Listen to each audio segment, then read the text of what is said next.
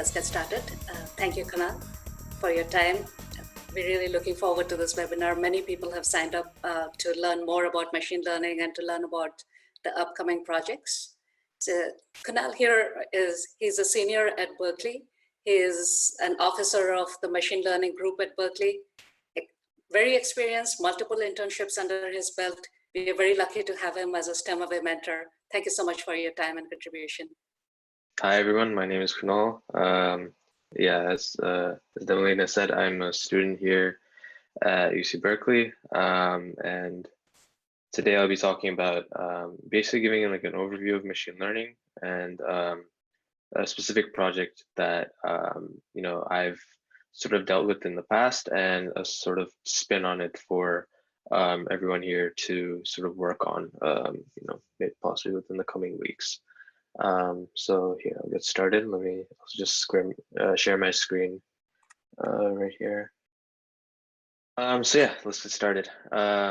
So this will be an introduction to machine learning, and eventually we'll be introducing a project that involves basically STEM away forums, and you'll be utilizing these to, basically have like a cool project that you can do in the end.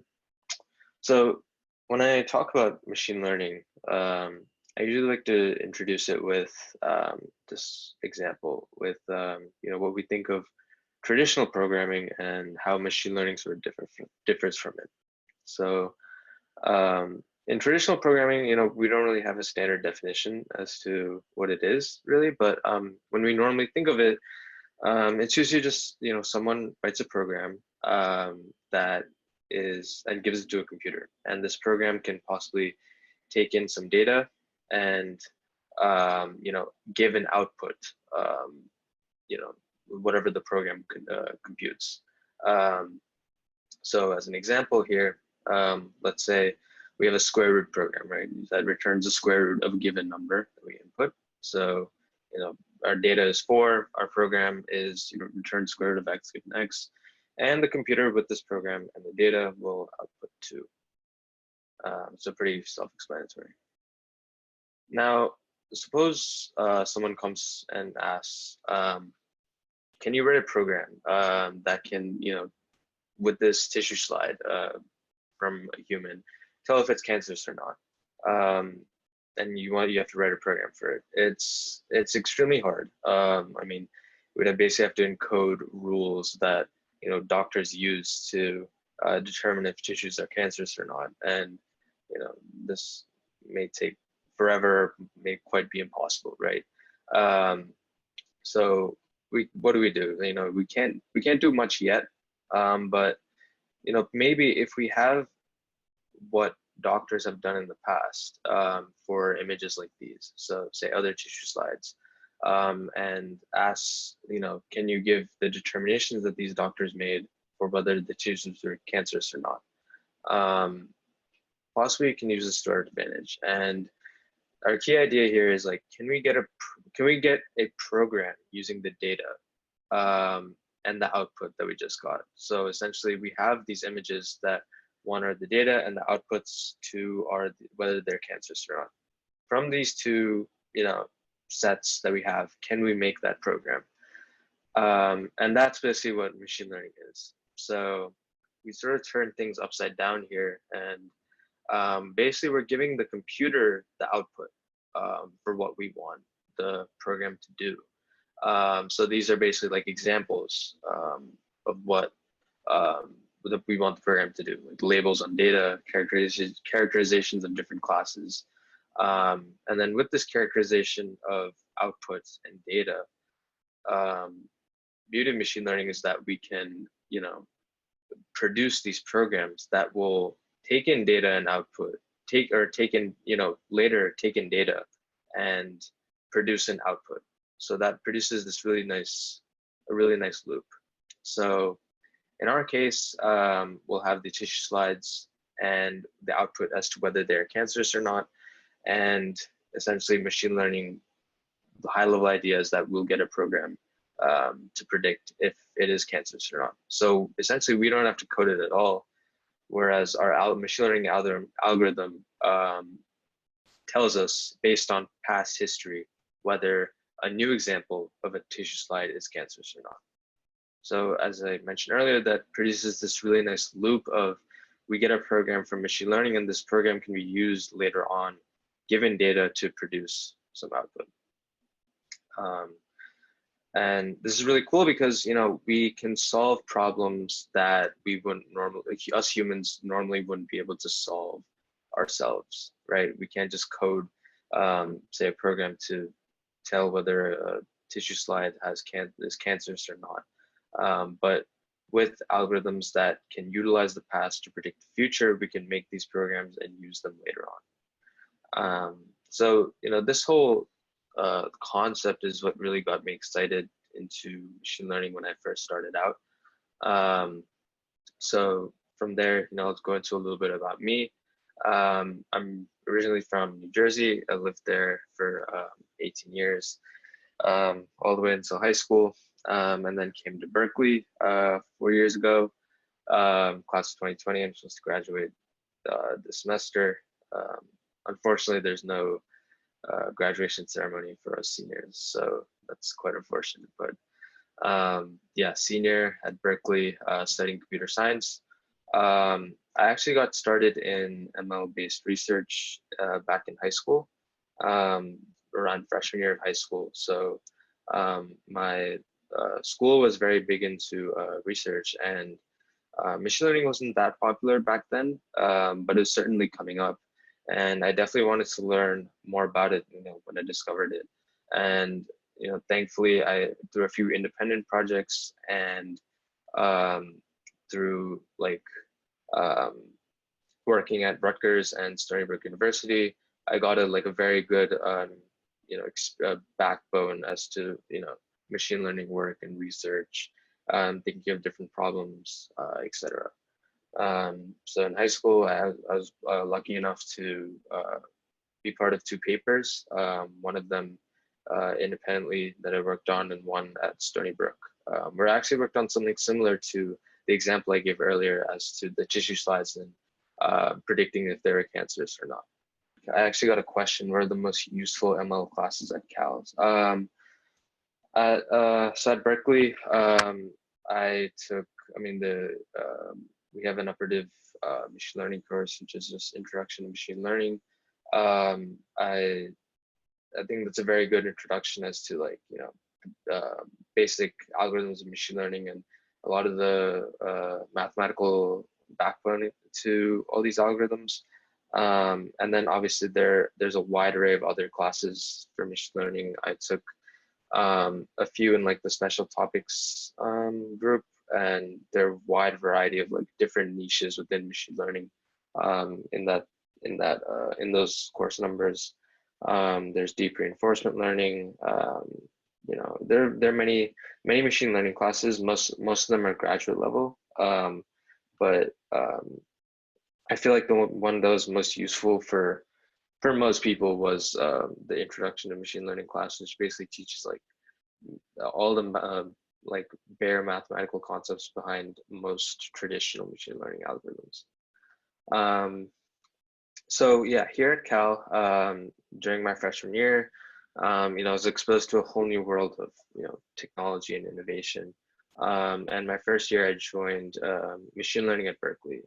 This is a group on campus that basically is a group of the students that's basically very enthusiastic about machine learning. And thankfully, through MLab, I was able to work with like many companies in the industry, and working on like consulting machine learning projects for them.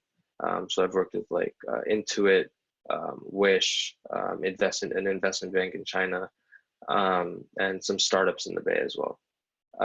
So I was very fortunate through MLab to be able to get exposed to what the industry is doing today in terms of machine learning work, and basically aiding them on their, like, you know, different projects and different ventures.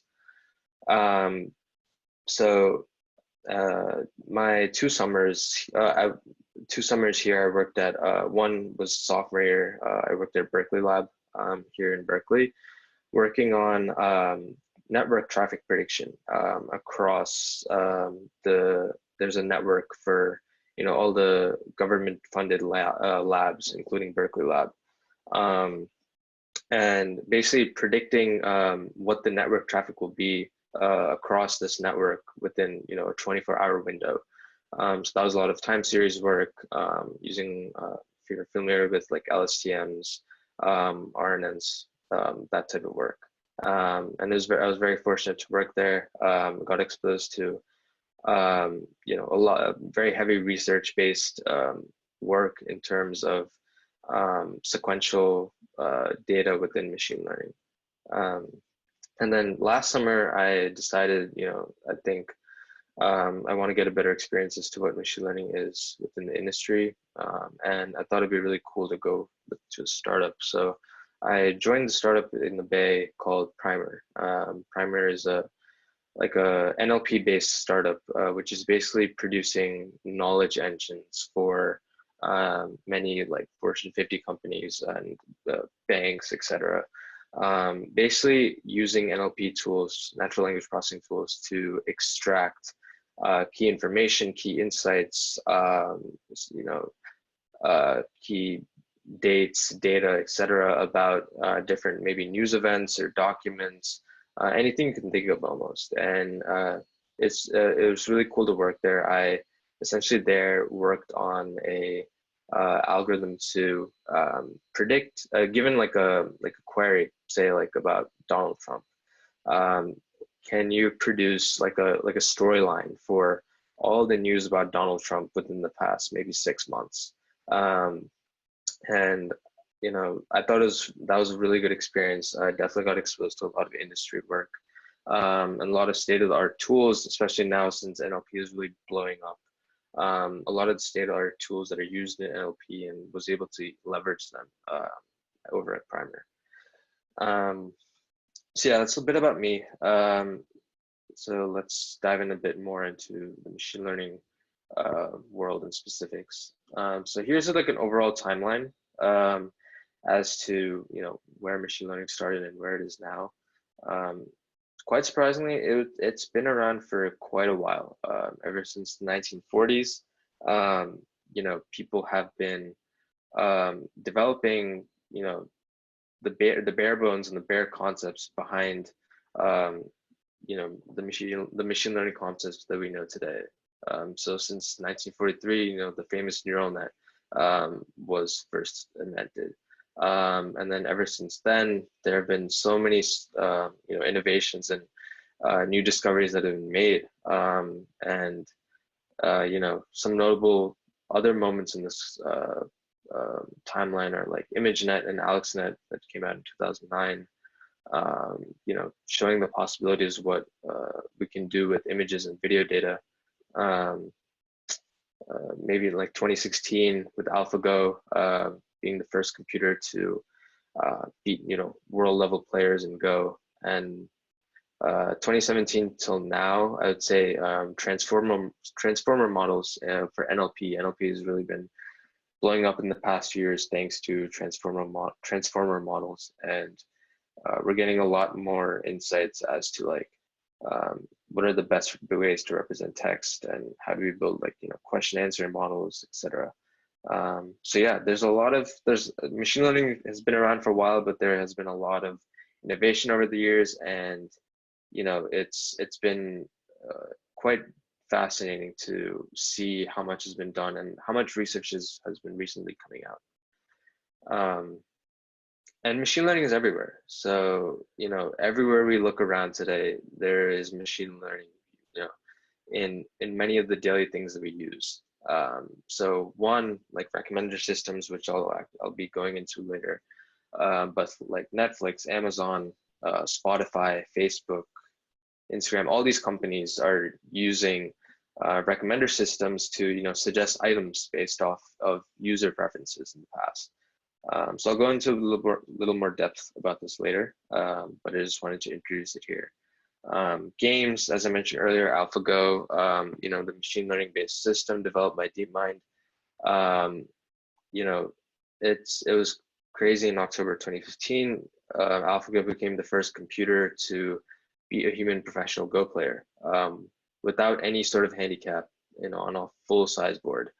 And that was a big moment because, at that moment it was like, chess had already been conquered, but, at that moment, Go now belonged to machine learning, essentially, belonged to the computers.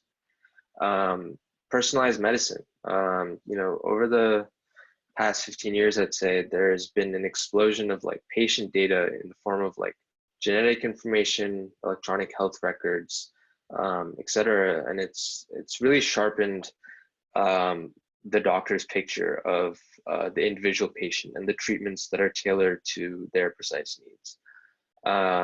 And such targeted care is like referred to as precision medicine or personalized medicine.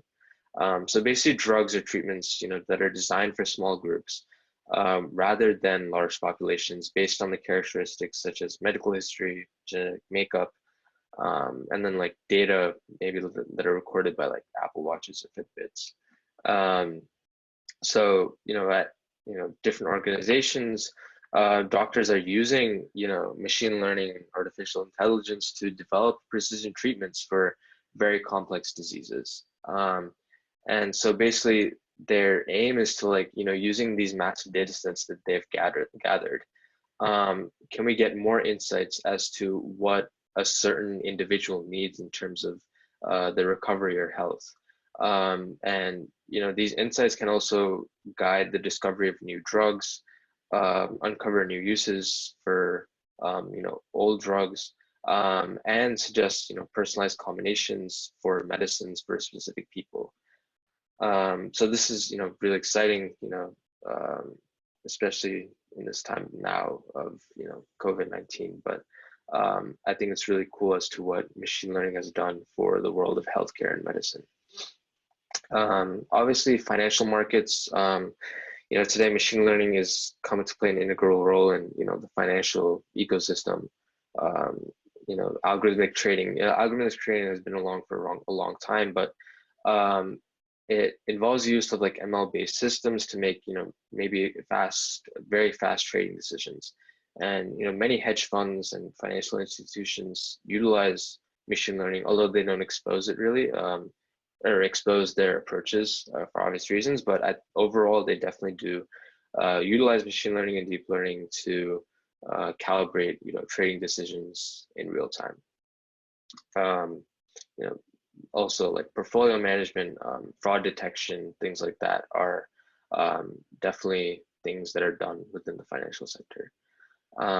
Self-driving has really blown up in the past few years. What seemed like science fiction like a few years ago is now definitely something that's going to be within our, the near future, and it's basically already here. From Tesla to GM to Waymo, so many companies right now are delving into the self-driving space. And then many other companies such as like NVIDIA are building infrastructure to simulate and test self-driving cars, and providing like, full software stacks for autonomous driving, from like perception to localization to path planning, everything. And, this is thanks to a lot of advances within computer vision. So computer vision is this field within machine learning that basically involves focusing on image data and videos, and things like object detection, object classification within images, et cetera, et cetera. Advances in these, areas are, what drives, these self-driving cars, and why, big reason for why we have them today. And then voice assistants, I think this is really cool. Definitely one of the most salient developments in machine learning because, we see how machine learning can basically emulate a human being and, do decision making in real time. Taking in a voice command from a human and responding and performing actions like to the best of their capabilities, just like a normal human being. And voice assistants have, a large part of them has been in thanks to NLP developments, as I've said. So, voice assistants have to perform like speech recognition, from converting audio data to words, and then recognizing intent, given a command, perform a command, and then also Q&A, given a question, can you give an appropriate answer? I think this is, very in tune to what we humans do on a daily basis, and why I think voice assistants are, especially, show the promise of machine learning today. Um, so yeah, from like Alexa to Siri, Google Assistant, there's so many cases. Yeah, that's a brief, overview of like where machine learning is today. And going back to this example of like given data and output, we can produce programs that'll that we normally couldn't produce. So in these examples before, for recommender systems, we have users and we can map them to their watch movies, and possibly through this data set, we can see whether other users will like certain movies based on other users' past histories. For games, we have sequence of moves to games won or lost, and these machine learning systems can analyze, given these moves, was this game a success or bad, and can sort of formulate a rule set or a set of patterns for what moves correspond to what situations in the future, and which ones are more beneficial or more not as good. And then for personalized medicine, patient drug can see if that drug was a success or failure. For the financial sector, you can use external factors to predict stock prices. For self-driving cars, detected objects, and you can output an action to take, in terms of speed, steering wheel, signals that you need to put like left or right, etc. And then voice assistants, as I mentioned earlier, like questions and answers really help. So yeah, given all this data, how do we make, how do we learn from the data and the output that we are given, right? That is the essential question that this comes down to. And we have two options here when it comes to mapping this data to the output. So one is memorization. To simply, teach the machine to memorize the data and the output. This seems simple enough, right? Humans can do it too, probably just take a set of data and memorize the labels for them. But this is limited to the data and the output, essentially, right? You can imagine that if we input some data to the machine that the machine has never seen before, it won't know what to output, right? It's only seen data because it's only memorized the data that we input. So if you give it some new example, it'll have no idea what to do. So this really isn't the right approach, but the second approach we can take is a less exact approach, but much, much better, which basically underlies machine learning today and machine learning as a whole, which is inference. Learning to basically, or learning the patterns, let's say, between the data and the output.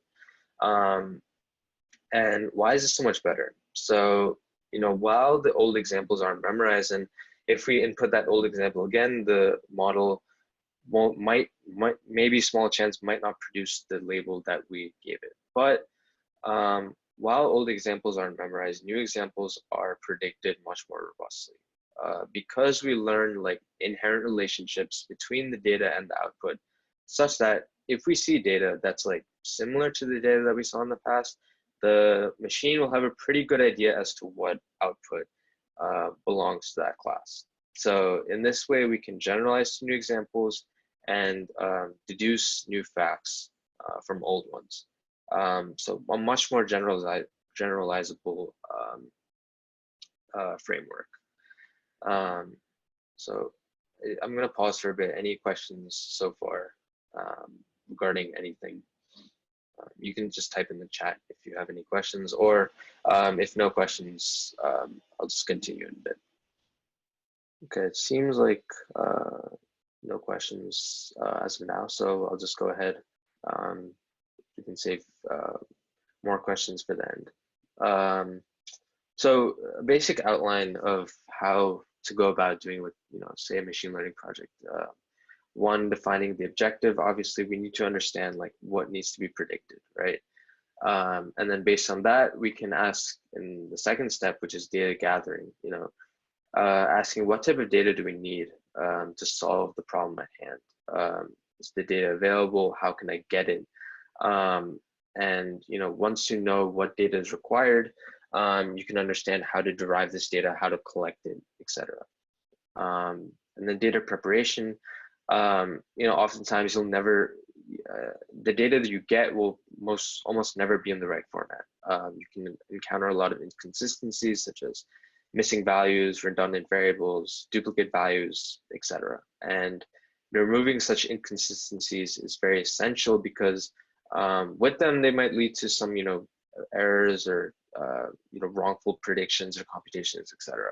So at this stage, you're basically scanning the data and seeing, are there any inconsistencies and fixing them from there on to prepare like a very good data set that you can later analyze in step 4 for data exploration. So data exploration basically involves understanding the patterns and the trends in the data. So, in this stage, it's very important because you want to understand what insights and what correlations between the variables that you have will be useful for predicting the output.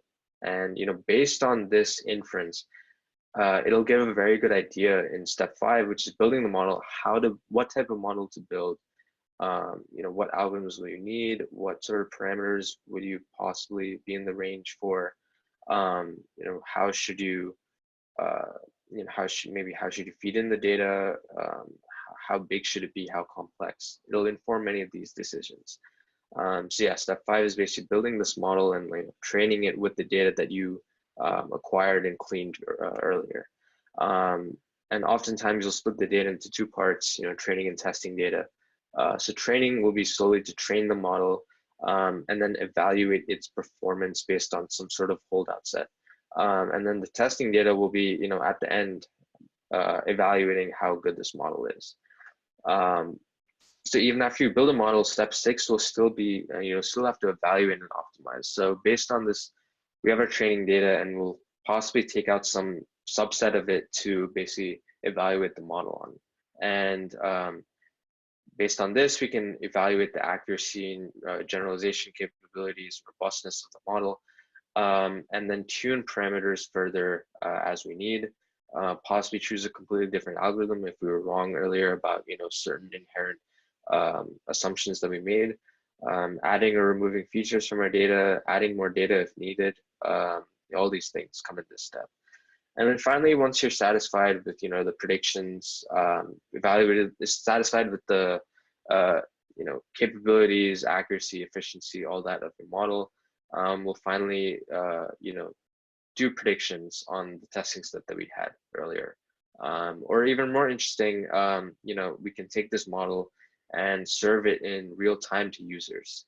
This is like a common case in the industry. We'll build a model and serve it in real time. So all those examples that I showed earlier, these models are being run on the back end of many of these, big industry giants, and we're using them on a day-to-day basis.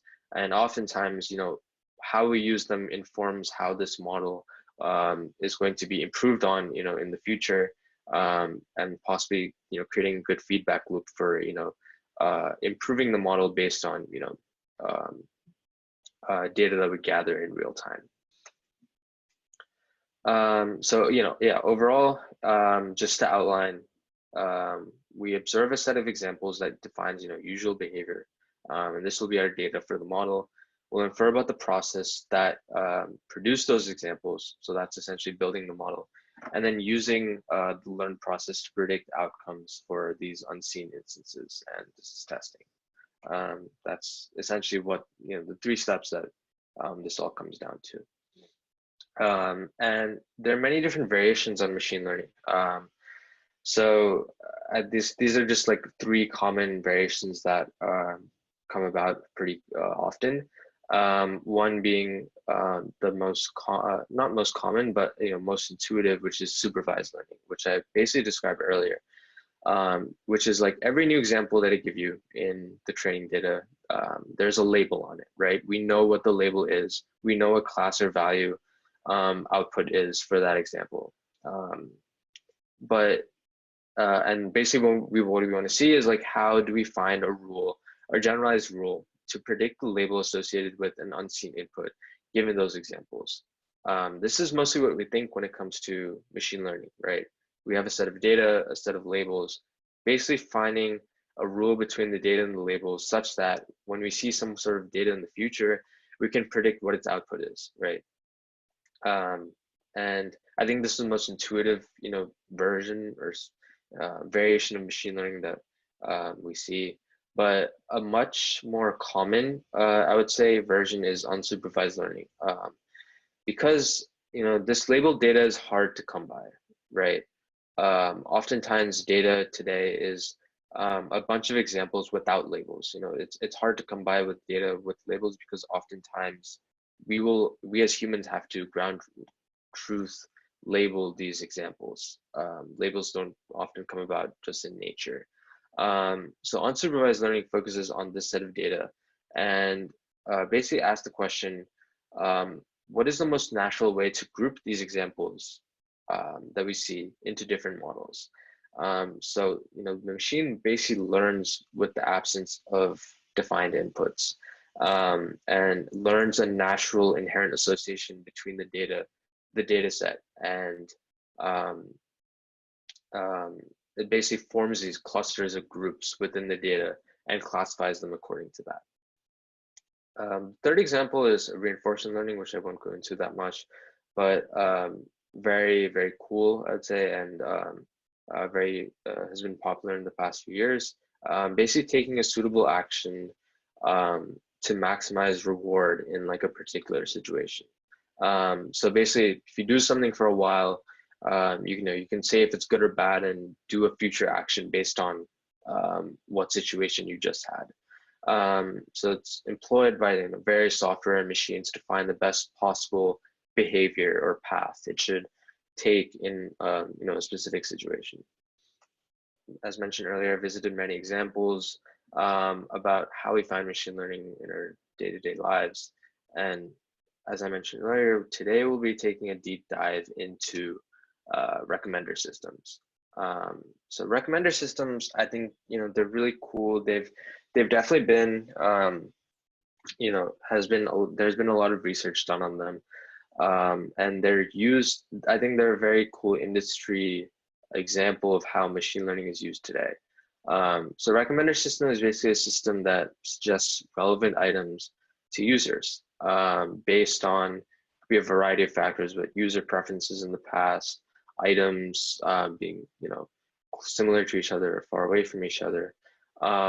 And recommender systems are very, very common in many of the products that we use today. So Netflix, for example, Netflix oftentimes has top picks, or because you watched this movie, right?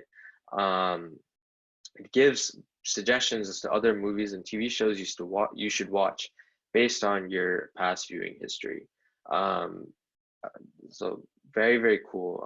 You can basically allows you to discover shows that maybe you wouldn't have seen in the past, or be able to discover basically on your own. Amazon showing similar products based on your what you viewed in the past or what you've bought in the past.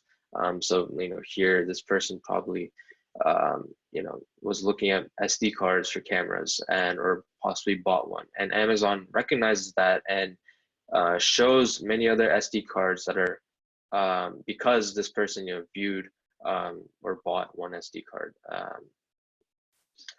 Spotify is another great example. So Spotify, many of you probably use it. You have your daily mixes, discover weeklies. These are basically curated lists based on your past listening history, and giving you songs that you possibly wouldn't discover on your own, right? And this leads to much more discovery on the platform, as you can discover more and more songs as you listen more and more to these curated lists based on your preferences. Facebook friend recommendations, another great example that we've had for a while. The Instagram Explore page, basically looking at posts that you viewed and then utilizing certain features such as like hashtags, tags within the photos, maybe even the photo content itself, the category of the photo, etc., to give you like an explore page, which is posts that you possibly would view, and showing you profiles that you possibly could follow. So Instagram, very, very good example as well. LinkedIn, showing jobs that you might be interested in.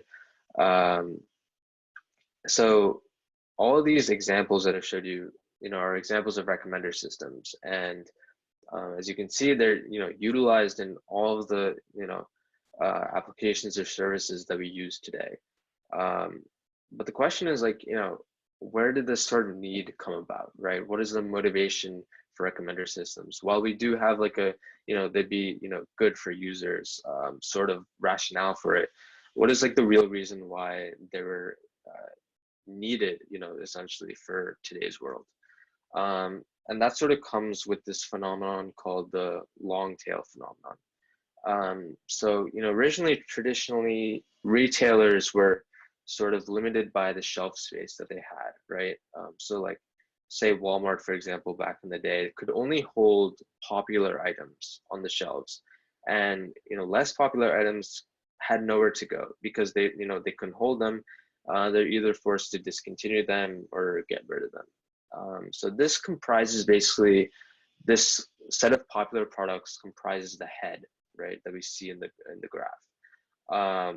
But back then, when we only had these big retailers physically, the long tail couldn't exist, right? Niche products were essentially eradicated. But once the internet was developed, things changed a lot, and online marketplaces like Amazon, Wish, etc., have more products than we've ever seen before, right? There's no shelf space limitation. Amazon, for example, has more products that could ever be available in a single retail store. Netflix, for example, has more movies than like a Blockbuster could ever hold, right? This gives rise to this long tail phenomenon. And the long tail is critical, right? Because the area under the long tail, as you can see, is almost the same, possibly even more than the head that we have in the graph, right? But within the long tail, it's very hard for users to find items within it, right? Because they're not very popular. Users are only looking at, if we didn't have anything to recommend items to them, they would only be looking at items within the head of the tail, just as things, or the head of the graph, just as things were in the past, right? And this is where recommender systems come in. Essentially, if we recommend items in the long tail and people like them, then you're effectively doing discovery. So presenting to the users items that he or she may like, but wouldn't have discovered on their own. So this allows for the discovery of the less popular products that might result in increased success, right? So like revisiting examples, Amazon, Netflix, Facebook, finding friends that you wouldn't normally know of, or possibly are just an acquaintance and you see them pop up on your recommended friends list, right? Instagram, finding posts that are a little more niche, or exploring different areas that you wouldn't normally go to but are on your explore page, so you might check them out. So yeah, a very I think any questions on this, I'm gonna pause here just because this is like the motivating reason for why we have recommender systems today. Kunal, there's a question from a little while back. It's what is the relationship between deep learning and machine learning? To answer that question, deep learning is sort of, I'd say, an offshoot of machine learning. It's a subset where basically, some years back, people discovered that increasing model complexity, right? We have these neural nets that are comprised of multiple layers. As we increase the number of layers in these neural nets, they're much more effective in capturing relationships between any data that we input. And this phenomenon, increasing model complexity, making these models huge and having multiple passes that the data has to go through, gave rise to deep learning. And that's like all the hype that we know about today. And it's definitely, I'd say it's definitely a subset of machine learning because it still derives from the essential concepts or ideas that machine learning relies on. So yeah, to answer that, I think it's definitely a subset of machine learning, but I think people associate now with being separate. But it's definitely relying on the same ideas that machine learning uses, just in a more complex and larger way, I would say. If there are no more questions, I'll continue just to finish with under the hour, hopefully.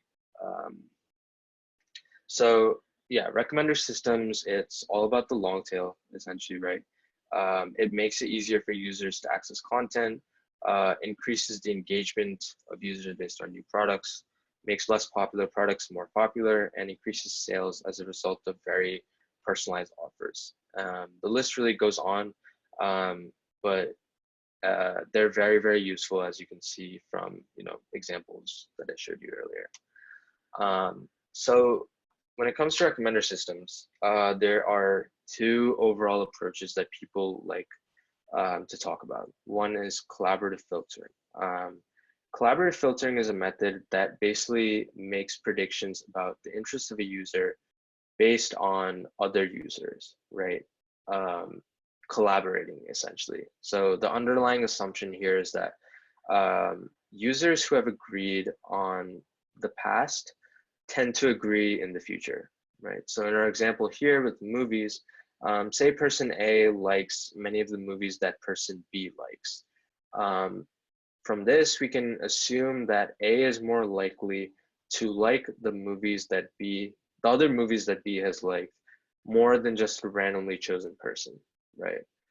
So basically recognizing similar users and seeing like the set, if their set intersection of items is very large, and then using the set difference of this set and using that as the recommended list for these users, right?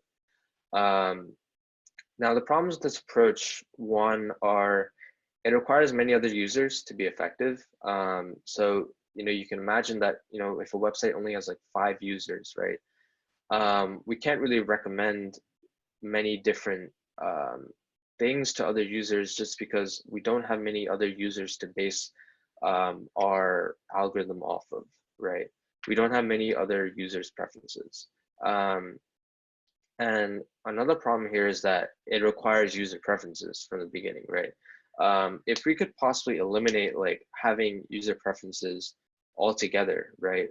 I think it could be a much better approach because we wouldn't rely on say like a service having many users to be effective in the recommendations. It would just be on the onus of the service having like say many products, so that we can recommend a variety of products to a given user independently of the other users that are on this service.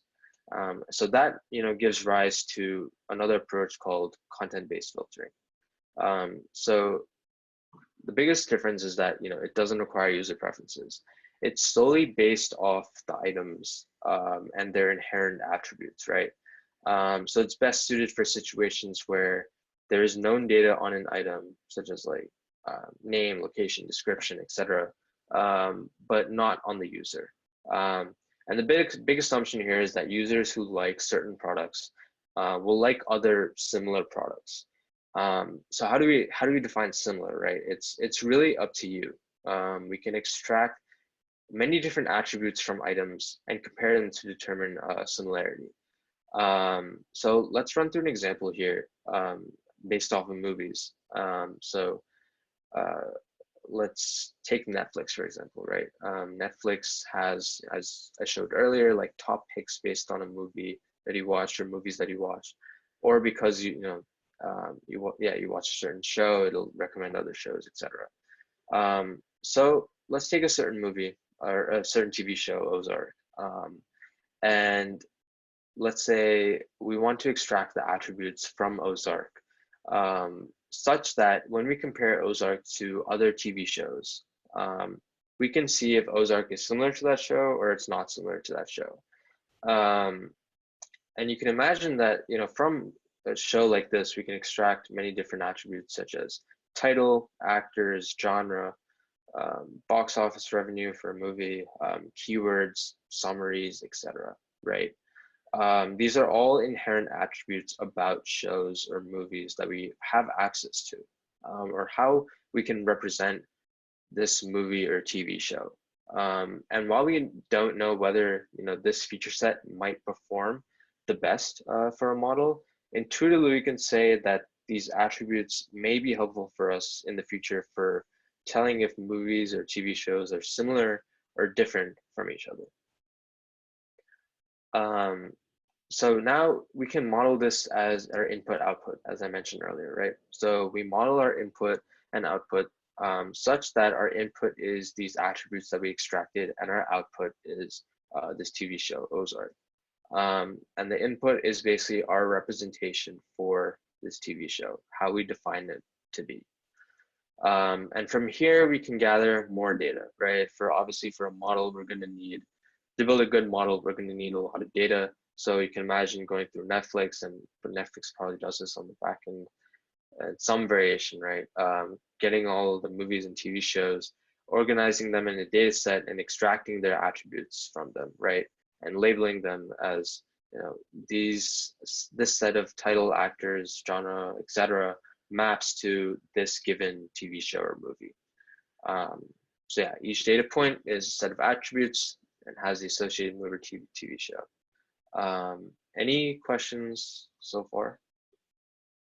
So 2 questions here. Okay, going back to the long tail phenomenon, how is the long tail served when training data may not have examples from the long tail? Yeah, so essentially what we're saying is that if our data has possibly never been interacted with by users, it wouldn't be in the training set. And how do we recommend it to other users? So I think that's where content-based filtering comes in, right? Every item that we would possibly have in our, say service or app, would be in our training set. Essentially, it's because even if it hasn't been interacted with by other users, it is still part of our training set because we can still extract the same set of attributes that we would extract from a more popular item, right? And we can possibly compare these popular items to these items that have never been interacted with. And if they're pretty similar, we could possibly recommend this item to users because the items are very similar. So essentially getting items from the long tail, even if they're not very popular at all, well, it shouldn't be a problem if you're using a content-based approach. Answering the second question, which one is better, long tail or collaborative filtering when it comes to ranking? It sounds like collaborative filtering might be better at ranking. What's better for you? So that is, I think it really depends on the application that you have. Ranking items could be very subjective, based on, it could be based on the set of attributes that you extract, or if you choose to not extract certain attributes, this might affect the ranking, etc., etc. But I think, so in that sense, overall, since that would come from a more content-based approach, collaborative filtering would just rely on other users' preferences, which is more humanized and would possibly produce a better ranking. But I think it's really application dependent. So yeah, it really depends on what your setting is, and you possibly have to test out both approaches when it comes to ranking and examining it with the human eye and to see which one produces better results. Okay, so continuing on, just because I don't have that much time left, but continuing on from here, so we have our data now, right? And we have our set of attributes, which are actors, title, actors, genre, box office revenue, keyword, summary, right? And actors, genre, and box office revenue can be represented pretty easily in, say, a model, right? Because when, actors can be modeled as categorical, we can basically assign a number saying, actor one is associated to this movie, actor two is in here, et cetera, right? Same with genre. Genres can be represented as categories, and box office revenue is pretty self-explanatory. It's just a number of like how much money the movie generated, right? But title, keywords, and summary are a bit different, right? They're textual data. And text data can't be passed into a machine just as is, right, in its raw format, because only humans can understand text data just like that. And the key central question is here, like, how do we represent words or sentences for neural networks? And this is basically what NLP asks, is the central idea of NLP, which is like, how do we represent language and text in the most effective way for a machine to understand and comprehend? And the key fact we'll be utilizing here is that ML models basically represent data and parameters as vectors of real numbers. So to give a quick example here, this is a neural net, right, with our input layer and our output layer. So say our input is taking in like 4 different features, as I said earlier, and basically outputting 3 different outputs, say A1, A2, A3. So don't worry if you don't understand everything here. I'm just presenting as like a motivating example. But basically here, we can see that our input is basically modeled as a vector, which you can see is being multiplied by that matrix. So x1, x2, x3, x4, that's our input vector. So you basically multiply it by a weight matrix, add some bias B, and you get an output, which is like A1, A2, A3. So let's take an example for like images, right? So say we have an image, a 2x2 image, pretty low resolution, but just a motivating example. Let's say the 2x2 image either has like a cat or a dog or a fish, right? Our 3 outputs. Our neural network will basically be trained with a set of weights that it was determined to be best to transform this 2x2 image with 4 features into predicting whether it's a cat, fish, or a dog. And it's very easy to represent images in this setting, right? Images have pixel values. Pixel values, 0 to 255. And people have discovered that, pixel values are pretty good representation for machine learning models to, learn images, recognize them, learn what's in them, etc. If we take an image, possibly make it brighter, for example, the neural net can probably recognize that we just increased some pixel values by, some constant and still related to the original image. So pixel values work well, essentially, right? But not as much, it's pretty hard for words, right? Because words don't really have this like intuitive, like, we take the pixel values and just put them in. Words don't really have that, sort of a very obvious numerical representation that we can just put into a neural net. So one option is a one-hot encoding for representing words, right? So this is a setting where, this is a very simple idea where we establish like a dictionary, right, as our set of columns or features. And for each word that we have, we'll mark a 1 in the column for that word and zeros in all of the other columns that is in that word, right? So here, for example, we have Rome as our singular word, and in the column Rome feature representing Rome, we'll mark a 1. And in every other word column, we're going to mark a 0. So this is basically saying that our example with Rome has the word Rome, and same for the rest of the 3 examples, right? So this is a very, pretty simple idea, and we can extend it to sentences perhaps, right? So we can say like, all these words is the best, right? Rome is the best, Paris is the best. we'll still have the ones in the Rome, in the city or country column, and we're going to have ones in the rest of the columns for is the best, because all of these examples have the words is the best. Now, a problem with this approach is that revisiting our earlier example, right, with the images, close pixel values between images meant similar images, right? This is usually true, as I give with that, increasing brightness example. But in this setting, right, can we really tell if, Paris is more similar to France than Italy, right? Obviously, we're going to associate Paris to France, but not as much to Italy. Is there any way to tell this from this data matrix that we have if we just give it to a model? Not really. And that's because we can only encode certain words, or we can only encode if examples contain certain words or if they don't contain them, right? We can't encode any sort of context between words or sentences. And this is like a very big flaw within one-hot encoding, is that we have no like sort of positioning, context, semantics of the words within a sentence, only if it contains it or not.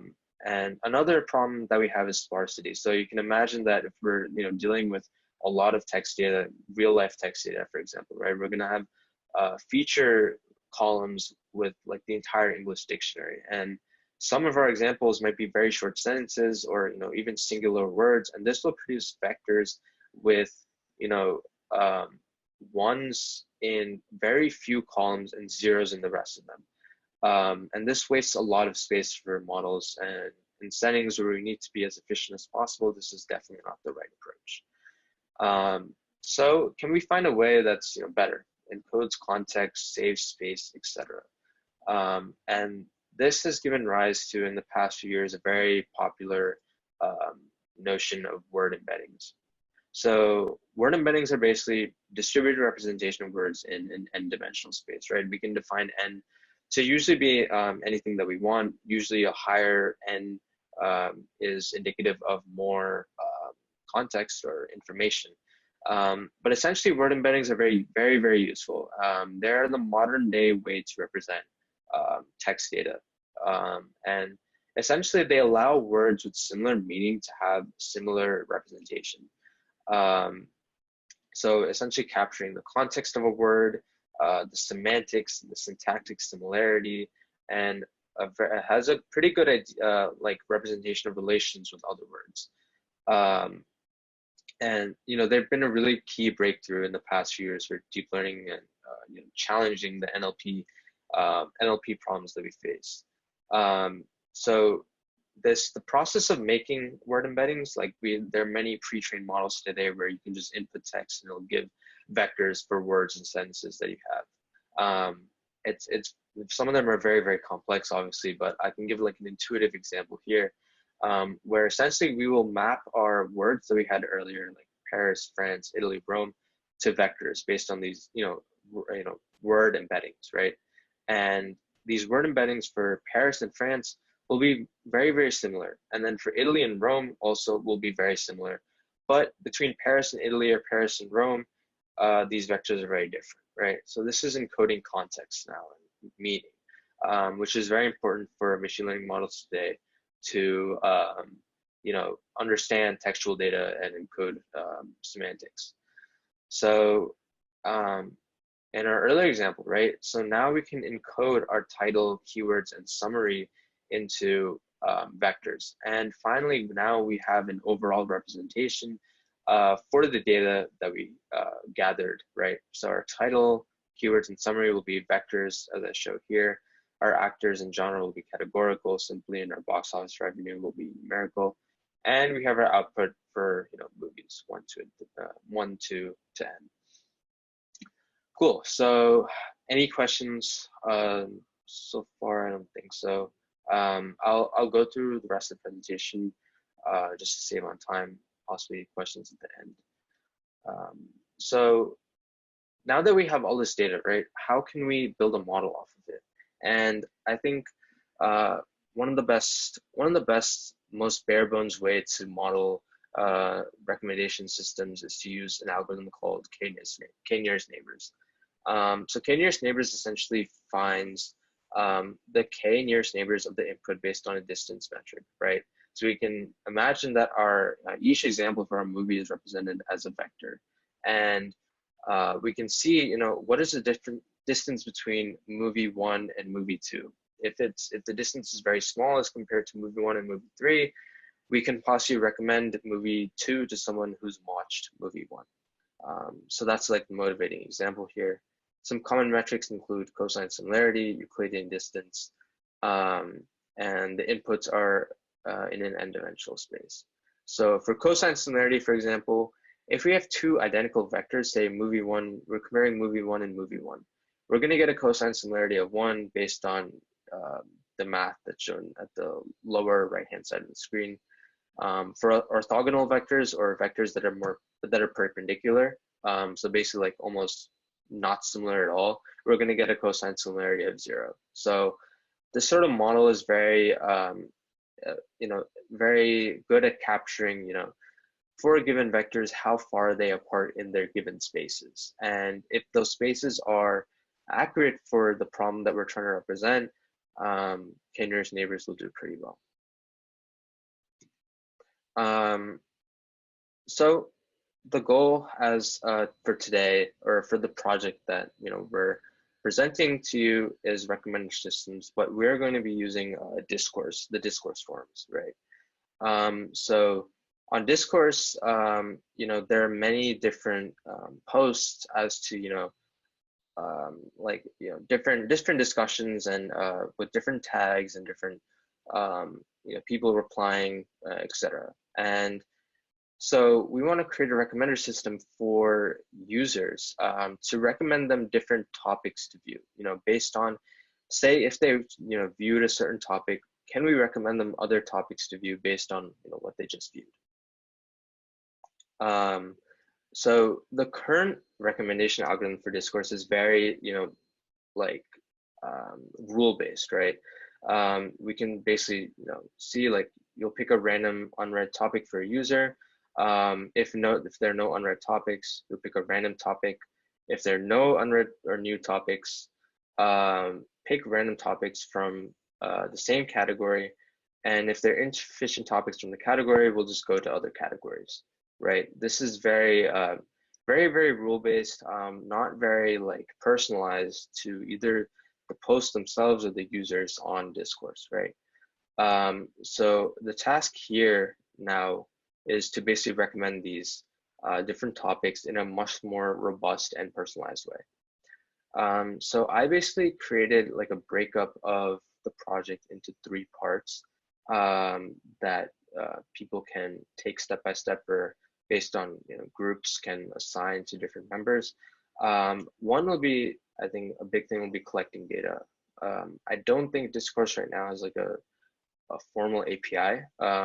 You know, people can correct me if I'm wrong, but has a formal API of collecting data or posts. And so as a result, we'll require a lot of web scraping, right? To web scrape the discourse pages to collect data, collecting many attributes about each of the posts, right? Text, author, tags, dates, replies, the category, and organizing this data into a format that's usable for, say, data analysis, exploration, machine learning algorithms, etc. Right? Task 2 will be building the model. So I think this is where the meat of the project comes in, building a model for finding the most similar posts for as compared to a given post. So this is more of a content-based approach, right? So testing out different combinations of features, types of models, parameters within the models. And, you know, yeah, again, this will be the most exploratory part of the project. Will probably take the most time, along with this part, task 3, which is ground truth. So as I mentioned earlier, a lot of data that we receive now has no sort of like labels associated with them, right? So yeah, the same with discourse. So currently there's no existing data set for discourse posts and their most related posts. So how are we going to evaluate the models that people build, right? labeling ground truth is going to be a very tedious, but a pretty effective way of evaluating how good these models are that you build, right? So basically the way to do it is to select a post from discourse, and you will mark other posts that are most similar to this select post, and then just repeat the process for another post, and then a post, and then organize this data into some sort of like format that we can compare the outputs of the models that you built to this ground truth, and then evaluate their performance. And then from here, basically just iterate on the models that you built earlier and basically improve them to where you like them to be. So that concludes my part of my presentation. Went a bit over an hour, but yeah, now I can answer any questions that you have possibly about the project or other conceptual ideas that I presented earlier. I can see there are a few questions here, so I'll just start answering them in order. Melissa asked, what sort of database will we be using in the project for the internship? Will it be a relational database, hierarchical database? It really depends on what you choose to do. Well, I mean, like any sort of data organization that you want is fine, essentially, right? It's really just personal preference, whatever works best. A lot of services like S3 and you'll have to pay for some of them to use, but I'm sure you can definitely start out on this project with a scale that can be hosted on your own computer, or like some sort of service that provides some certain amount of free storage. But yeah, it's really up to you. And to answer that, something like MySQL, yeah, could work if you model this as sort of a relational database with certain fields, etc. Next question is, what advanced math is most useful in developing these algorithms / machine learning in general? So I'd say the math is heavily reliant on linear algebra. That is the basis of most of the machine learning advances that we know today, in terms of like the basics of the models, etc. A lot of there's a whole another subset of models that are statistical based, so learning about statistics, probability, that's a whole nother area. But I would say definitely linear algebra is the best starting out. And then we'll be using the Python and Pandas library. Another question, really anything that you want. Python is a great tool for machine learning projects. I think it's the most widely used, and there are definitely many different like machine learning frameworks that you can use, such as TensorFlow, PyTorch, and then Pandas for data, obviously. So yeah, Python is definitely my personal preference, and I think is the most intuitive to work with. So yeah, I think that looks like all the questions. Devlina, if you want to chime in. Do we need programming experience? Kunal, do you want to address that? What is some, I'm guessing that this question is more from the point of view of somebody who is not a leader, but who is wanting to kind of get experience in machine learning. What is the minimum experience you would say that is necessary to be part of this project? I would say definitely, I would say programming experience is required. This is a very, not experience, I would say, but familiarity. I think this is a very intensive project in terms of coding, especially if you want to make it into like a production level type product. But even on like an exploratory viewpoint, it'll require a decent amount of from the data collection to the coding of the models themselves to evaluating them. It'll definitely require a lot of code. So I would say become familiar with at least one programming language, preferably Python, because it's will probably be the most useful in terms of resources online and like applications of this project. Um, but yeah, I would say definitely familiarize yourself with a programming language before attempting the project. And then I would say there roles for like possibly non people who aren't as familiar with coding could possibly work on the ground truth part. Basically labeling which posts are most similar to other posts. This might be a more mundane task, but I think, yeah, it's definitely a more mundane task, but I think you'd best benefit if you had some sort of programming familiarity or experience. For the question that Melissa asked, so learning JavaScript, MERN, and learning Java, learning databases. So it seems like you've have programming experience definitely, and Python will be very quick to pick up. So I probably shouldn't be any problem. Let's see. Other questions. For someone who may want to lead this project, would you consider an introductory course to machine learning and some experience with NLP sufficient experience? Yes, definitely. I think any sort of introductory course is very leads into this project very well, and NLP is just a bonus, so I think it's definitely good.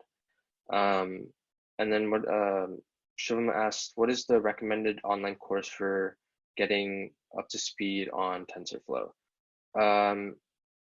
TensorFlow can definitely be there are many tutorials online, and I think if you're familiar with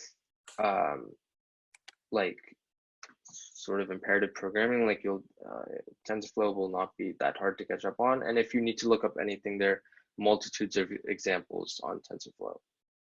But I think before any machine learning coding starts, there'll be definitely a lot of data wrangling, collecting, processing, analyzing that is done before the machine learning aspect of the project.